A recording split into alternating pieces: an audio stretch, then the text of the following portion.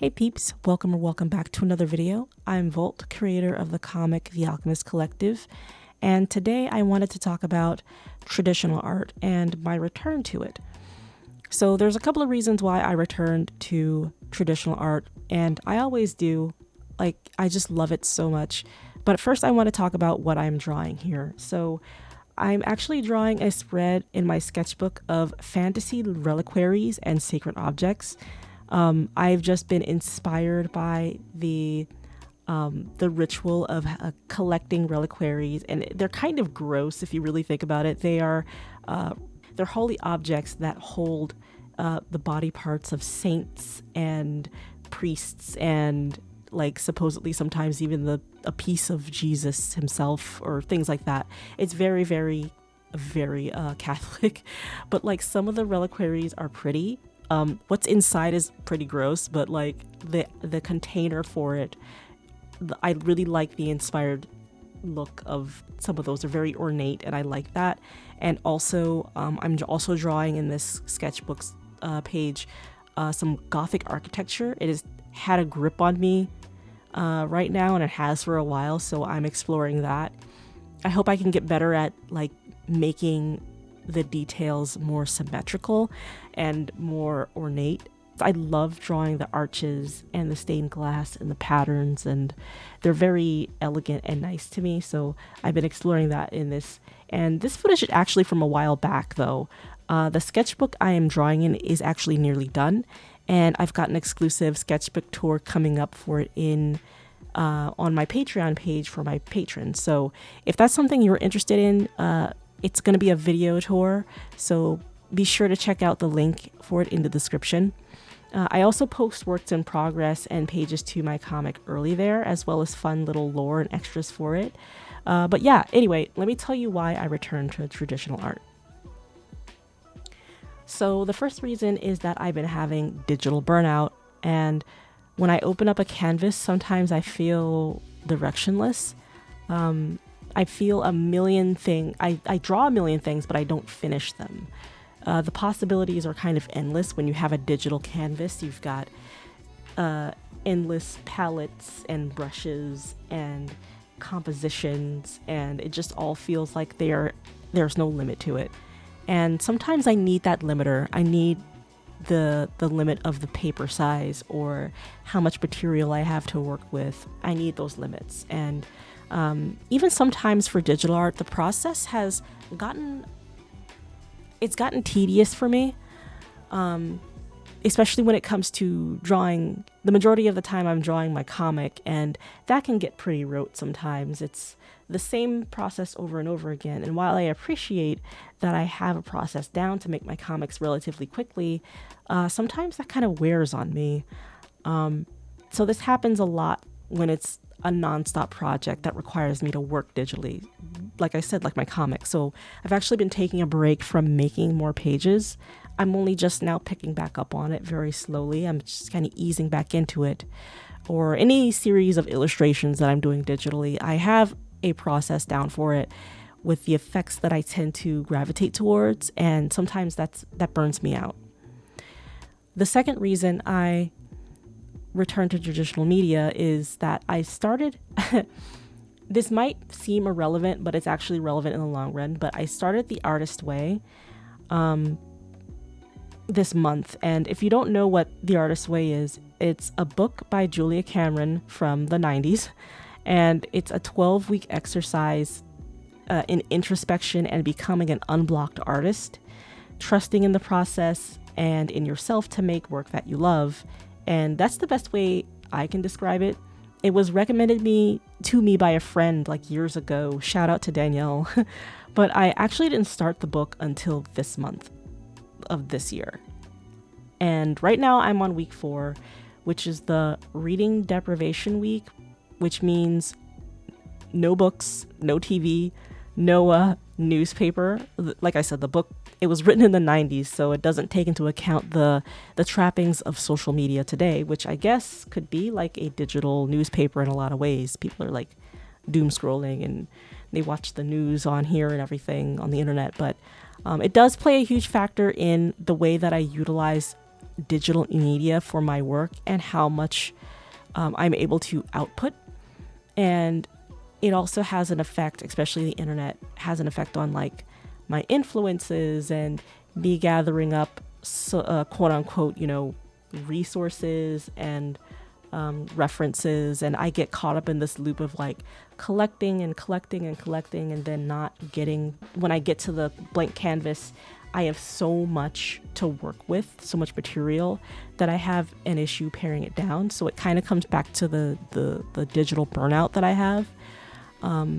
But it also leaves me feeling overwhelmed. So the second reason would be overwhelm. And the book itself has given me a chance to actually slow down and contemplate my thoughts and the feelings I have on productivity and creative output. And it doesn't really match my process because I've integrated so much of the internet into my process of making art and digital stuff, that I kind of have this kind of block. And I've never had a problem making the work or making more art.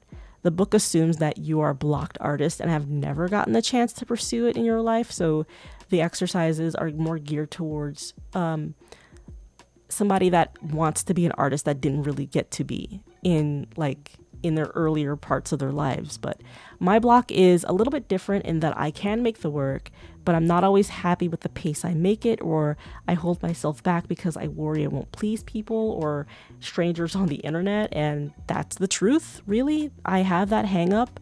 And so I've been going at it at my own pace. And ironically, this has led to me making less art. As I'm going through the book, it's making me think about, I guess, being more mindful, more deliberate in my process and the way that I guess, consume resources, and the way that I take in other people's work, and the way that I consider my work, irrespective of where I'm at in life or what my progress looks like from the outside. So in a lot of ways, the book is helping me to just slow down and look at myself and how much I have accomplished, because that's something that in my burnout, in my overwhelm, I forget to do, is celebrate the wins. So yeah, that's kind of the second reason why I return to traditional media, because it forces me to slow down and it forces me to not be overwhelmed and looking at all the projects that are coming up like, ooh, that's shiny, I want to work on that, and I want to work on this. And all of a sudden I have 3 or 4 projects on my plate that I kind of shut down and I end up doing none of them, or I'll do several of them at a time where it feels like I make no progress. And that's not fun either. So it's sort of helping me recalibrate the pace in which I make my things for me, not for the internet. And the third reason is it's returning to my roots. My roots lie in the pencil and paper, and nothing can quite replace the feeling of drawing on those things for me. So this week I bought a new pad of Arches watercolor paper, and anybody who does watercolor knows that that's considered to be like the good stuff, the good shit, the good paper. And it's something that I've been holding back on buying for a long time because I'd always make the excuse of, oh, well, it's kind of out of my price range, even though it isn't. In a lot of cases, it used to be out of my price range, and I would look at it and go, well, I can't really afford that right now. And a long time ago, that used to be the case, but it's not now. Or I'd look at the paper longingly in an art shop, and it'll be like full sheets of loose paper that you can get individually and then cut down to size. And I'd look at it and go, maybe next time or the biggest one, it's like, oh, I want to buy the Arches pad, but it's so much money and I'm not good enough at watercolor yet to really be using it. But I finally pulled the trigger on like a 9x12 pad of the watercolor paper, like, the green label one. And I used it and I had thought, oh my God, everything about this is helping the paint and the water to behave the way it's supposed to behave. Anyway, I'm getting off track, but long story short, when I got to using it, I realized how much I miss traditional art in general. So if you don't see me posting left and right, it's because I've retreated back to my art desk and I'm probably painting. So I say all of that to say I'm not abandoning digital art. I still have to make my comic after all. And as much as I would love to make a traditional art comic, that's not going to happen because that's a long process. But I'm also trying to have a less cluttered brain. And May is around the corner, or it's already here, depending on when this goes up. And I want to really clear my head and detangle from the internet a little more, detangle my self-worth and my accomplishments and my process from, like, untangling it from needing to appease random people or an algorithm that doesn't exist necessarily, or things that are not real. I mean, I know that people are real on the other side of the screen, but things that are not real, that I have made phantoms to curse myself and sabotage myself. I'm trying to untangle myself from that. And in that, I've found that traditional media and returning to it and really working with it has helped with my motivation and my self-esteem and my self-worth.